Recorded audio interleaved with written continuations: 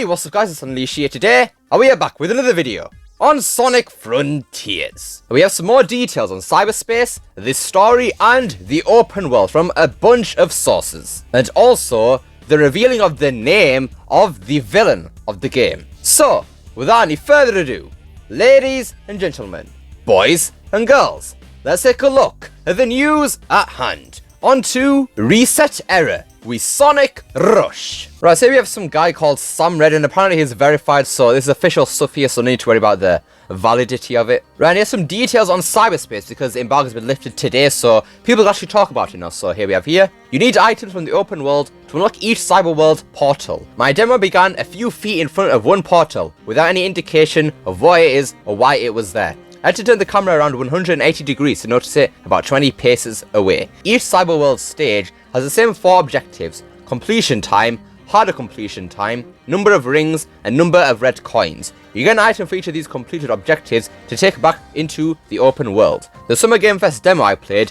didn't clarify exactly what the Cyberworld items did, or I misread/missed it.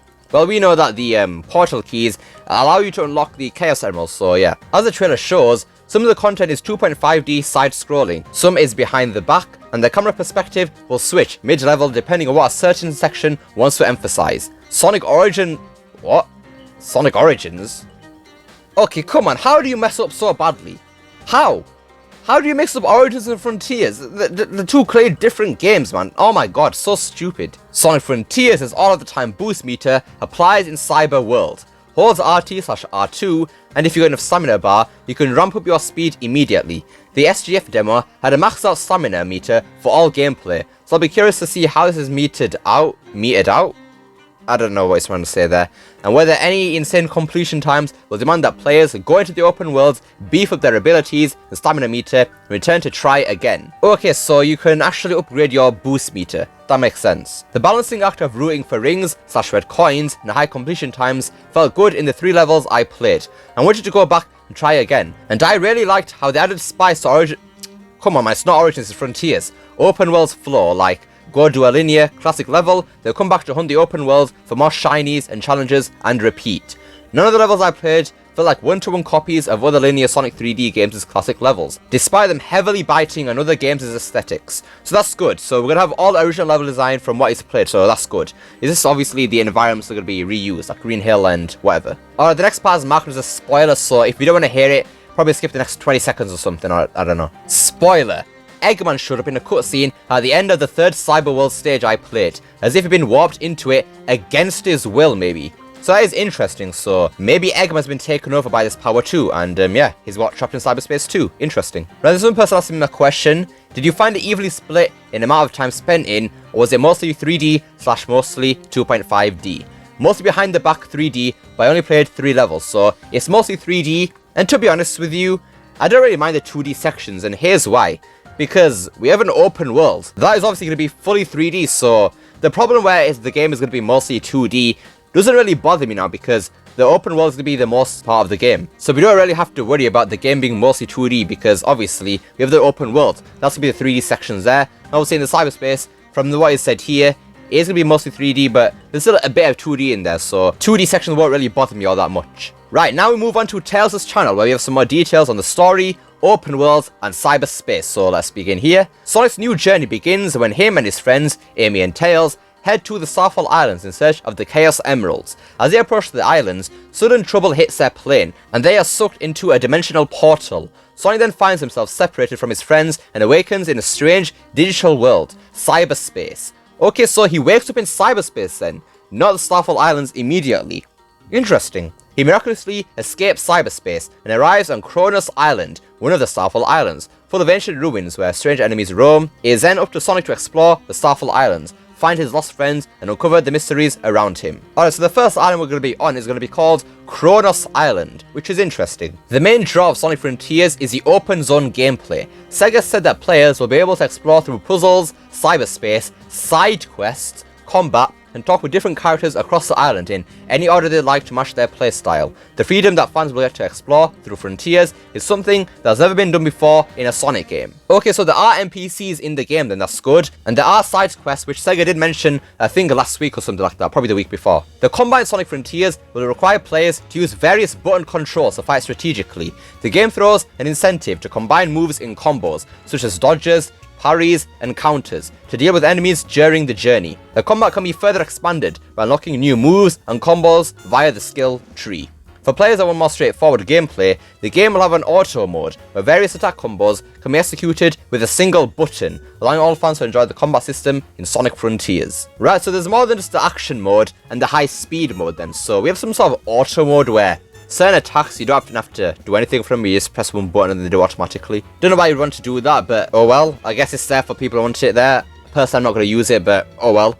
It's nice to have the option, I guess. Though, this is also confirmed that there are going to be combos with different button presses in this game, which is good. Throughout the ancient ruins of the Starfall Islands, there are various puzzles for the player to solve. Each completed puzzle can grant items to increase Sonic's power and defense, reveal hidden parts of the map, or unlock new ways to navigate the island at fast speeds, a la Sonic Speed Simulator. So yeah, like we've heard before, I think we give these items, like those fruits that we get, to some things called the Elder, and I think something called the Hermit too, where they give you the skill points they need to increase your defense, speed, ring count, and everything like that. When starting Sonic Frontiers for the first time, fans can choose between two player control styles, Action Style and High Speed Style. Action Style was made for newcomers to the Sonic series, with a bigger focus on more accurate platforming. Meanwhile, High Speed Style will offer more speed, great for players used to previous Sonic games. So we do have a lot of customization options in Sonic Frontiers, which is good honestly. Rather than just making the whole game easy just to appeal to one audience, why not just give us some options in the settings, so people who want to play with some certain playstyles can have those certain playstyles that they want to play as. Sonic the Hedgehog, the world's fastest supersonic hedgehog. Sonic's adventure begins on the Starfall Islands in pursuit of the Chaos Emeralds and his lost friends. He's also guided by a strange voice along the way, Sage. Now this is actually the villain that we saw at the end of the Frontiers Nintendo Direct trailer yesterday. A mysterious girl that appears across the Starfall Islands. Throughout the story, she cautions Sonic to leave the Starfall Islands, despite his mission to find and save his friends. Right then, now we turn to Polygon, where they give some more details on Cyberspace once again. Yes, Sonic Frontiers is an open world Sonic game, or, as Izuka calls it, an open zone game. But within those open zones are portals that transport Sonic to cyberspace, an alternate dimension where he gets to sprint, grind, and jump through traditional 2D and 3D Sonic levels that are actually quite fun. I played Sonic Frontiers earlier this month, exploring the open areas while hunting for portals to cyberspace. This is the same demo that resulted in a handful of amusingly befuddled previews earlier this month, since reporters were required to keep a major chunk of the game secret. Now, we can finally talk about what may or may not be the full scope of Frontiers' gameplay. The demo began with Sonic waking up in a lush green fields and being informed by a disembodied voice that had successfully escaped cyberspace. This seemed to be early in the game, after what appeared to be an introductory level that resembled a traditional Sonic course. So the game doesn't start out in the open world, it starts out in cyberspace with a regular Sonic stage, which is actually pretty interesting, not going to lie. Depending on how that stage is designed, it could be quite an interesting opening to a Sonic stage. I mean, it's cyberspace. We've seen how trippy it is already, so if we begin with that could be quite an impression, not going to lie. I played through 3 different cyberspace levels. 2 were 3D courses in which the camera raced behind Sonic, similar to the Sonic Adventure games. In the third, the camera spun around to Sonic's side, turning the 3D course into a side-scrolling 2D level, a la classic Sonic the Hedgehog. All 3 courses were pure Sonic. I strung together jumps and slides to maintain the Hedgehog's speed, bouncing from obstacle to obstacle, dodging enemies, collecting rings, and hurtling through checkpoints to reach the next set of boosters, bumpers, and rails.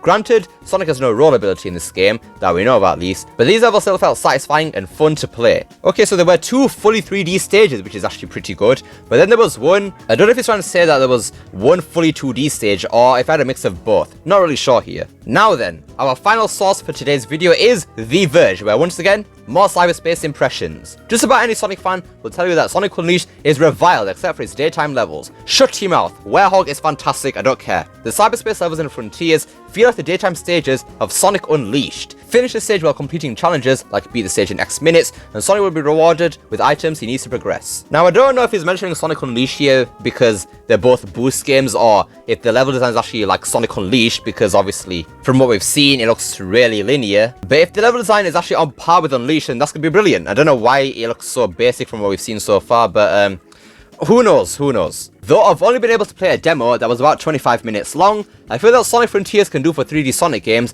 what Sonic Mania did for the 2D ones. The open zones with the in-depth puzzle platforming, and the monster battles that require Sonic to fight harder and more strategically than simply unleashing a couple of homing attacks to bring to the franchise the exact kind of novelty Izuku and his team were looking for. The Cyberspace levels, meanwhile, incorporate the older, established style of gameplay fans continue to enjoy. Izuku is aware of the criticism surrounding these first looks at Frontiers. The game does look unfinished and sparse, but he's hopeful that when fans finally get their hands on the game, they'll see the vision that I do. When people sit down and play the game, they'll understand that it has all the Sonic essence in there, he said. As you're playing the game, it will feel mysterious, and maybe like there's nothing here. But as you start exploring, you're gonna find things and have things happen that will bring you on this adventure. Hopefully, people play that experience and really enjoy it. Anyways, that about it for today's video. So we have some more details on the cyberspace, open world, and story for Sonic Frontiers, and also a small insight into the villain called Sage that will appear in the game. But what do you guys think of all of this news? Does it make you more excited or worried for Sonic Frontiers?